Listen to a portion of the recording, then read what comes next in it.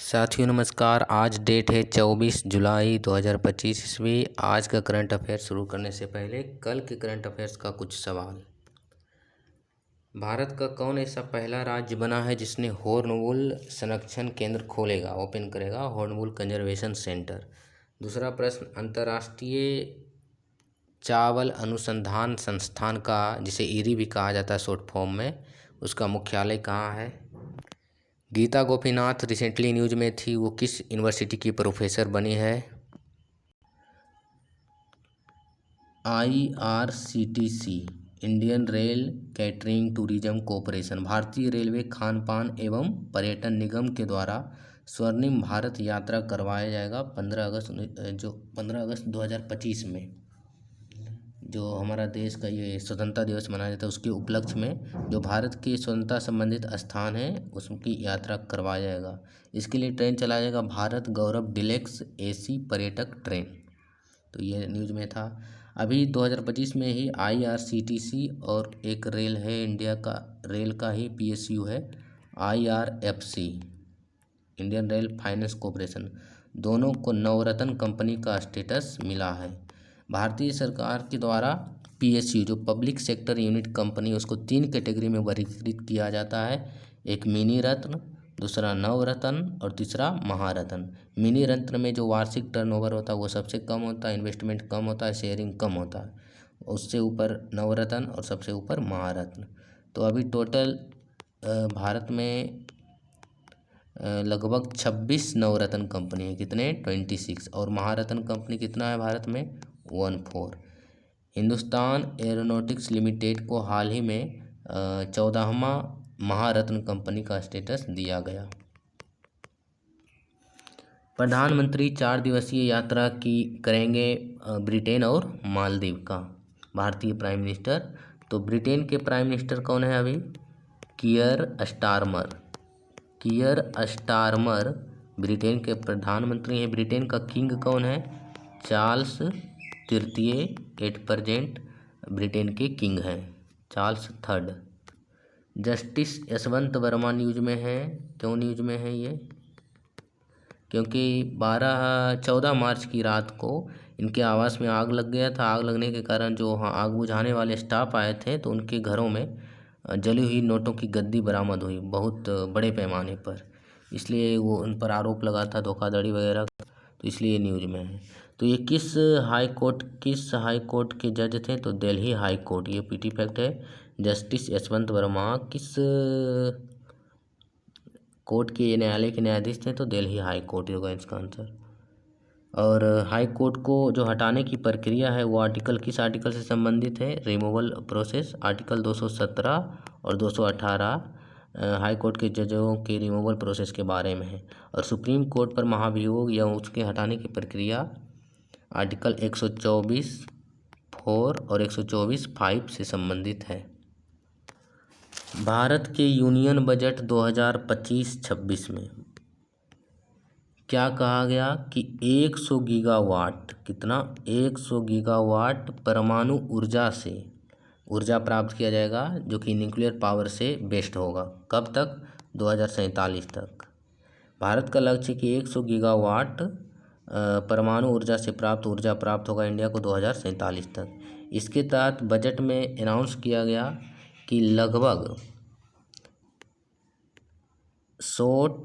Small modular reactor बनाए जाएंगे। लगभग 2033 तक देश में कम से कम 5 शॉर्ट मॉड्यूलर रिएक्टर होने का ये घोषणा किया गया था बजट में ही। इसके तहत बजट में 20,000 करोड़, कितना? 20,000 करोड़ रुपये का एलोकेशन किया गया न्यूक्लियर एनर्जी मिशन के तहत।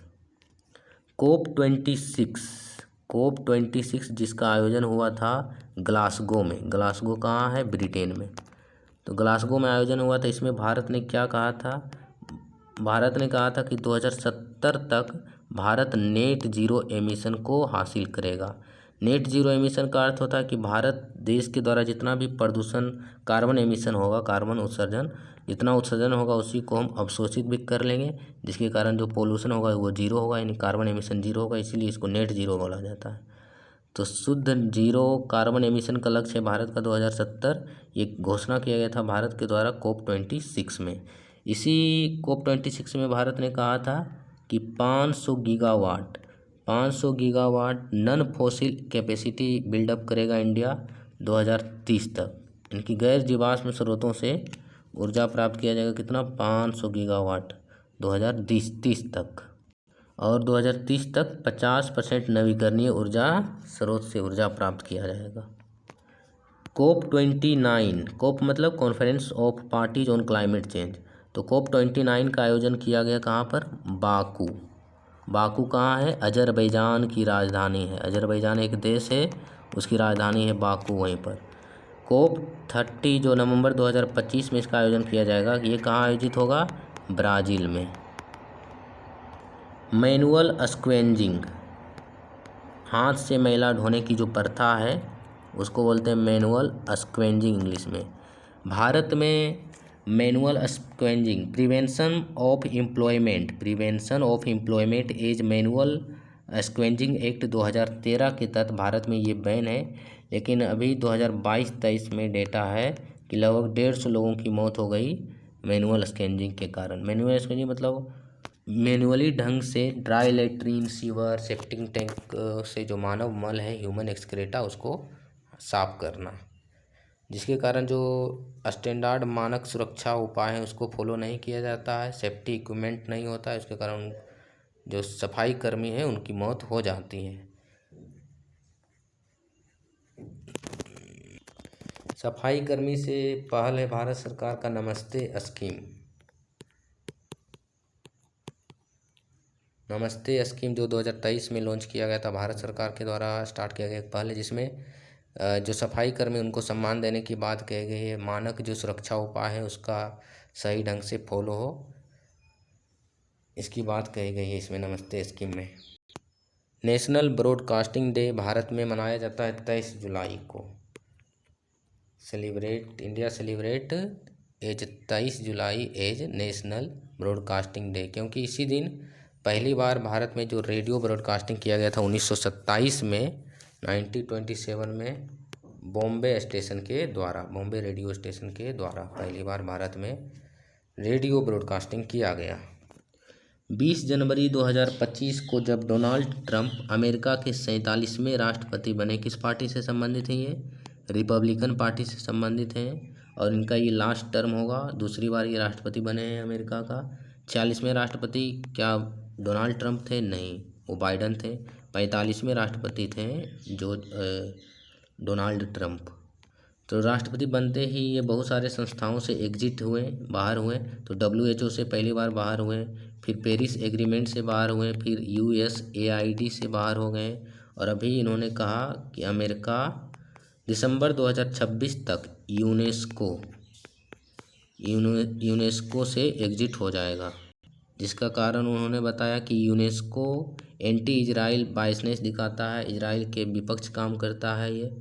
और यूनेस्को ने अभी हाल ही में रिकॉग्नाइज किया था फिलिस्तीन को एक अलग देश के रूप में। इसीलिए यूनेस्को क्या है, एक UN की एक एजेंसी है जिसका पूरा रूप होता है United Nations Educational, Scientific and cultural Organization. United Nation, UN से यूनाइटेड नेशन, E से एजुकेशनल, S से साइंटिफिक एंड कल्चरल ऑर्गेनाइजेशन एक UN की एक एजेंसी है जिसका स्थापना 1945 में हुआ था, और इसका काम है ग्लोबल पीस को इंश्योर करना, वैश्विक शांति को बनाए रखना, एजुकेशन के माध्यम से, साइंस के माध्यम से और कल्चर के माध्यम से, कल्चर एकीकरण करना भी इसका काम है। इसलिए यूनेस्को के द्वारा समय समय पर विविध देशों के वर्ल्ड हेरिटेज साइट घोषित किए जाते हैं ताकि उनका जो संस्कृति है वो प्रमोट हो। भारत में 8% यूनेस्को के कितने विश्व धरोहर स्थल हैं, वर्ल्ड हेरिटेज साइट, विश्व धरोहर स्थल या विश्व विरासत स्थल? तो टोटल नंबर में हो जाएगा 44वां अभी हाल ही में बना है यूनेस्को का वर्ल्ड हेरिटेज साइट, जिसका नाम है मराठा सैन्य परिदृश्य, जो 2 राज्यों से संबंधित है। मराठा सैन्य किला तमिलनाडु में है और कुछ महाराष्ट्र में है। 43वां यूनेस्को का वर्ल्ड हेरिटेज साइट बनाया गया था चराई देव मोईदाम। चराई देव मोईदाम जो कि एक कब्रिस्तान है, अहोम राजवंश से संबंधित, असम में है और ये उत्तर पूर्वी भारत का पहला वर्ल्ड हेरिटेज साइट है।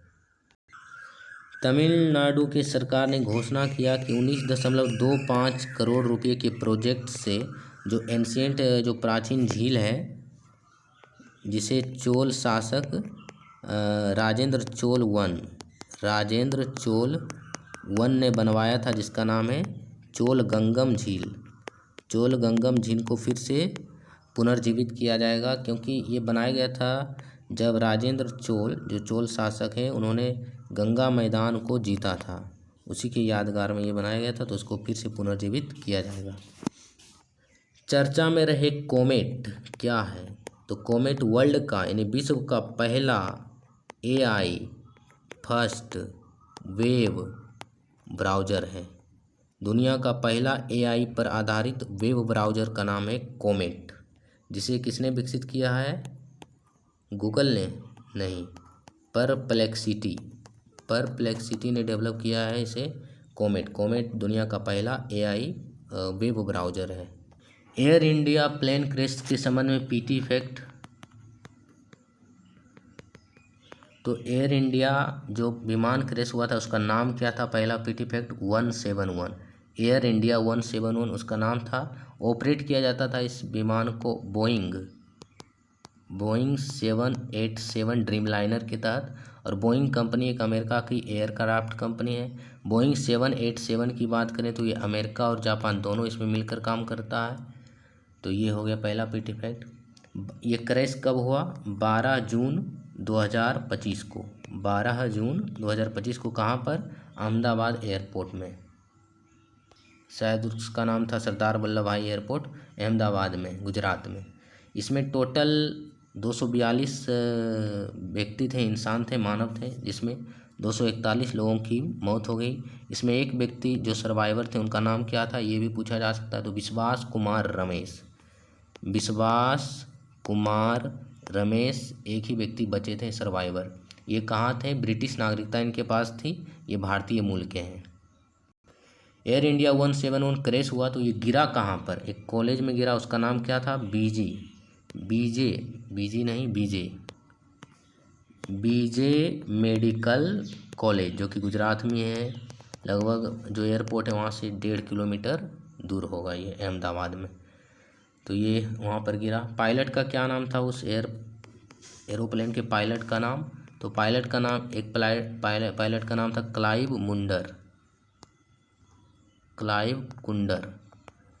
कुंदर नाम के एक पायलट थे, जो पायलट फ्लाइंग का काम था इनका। दूसरा पायलट, 2 पायलट थे इसमें, एक सुमित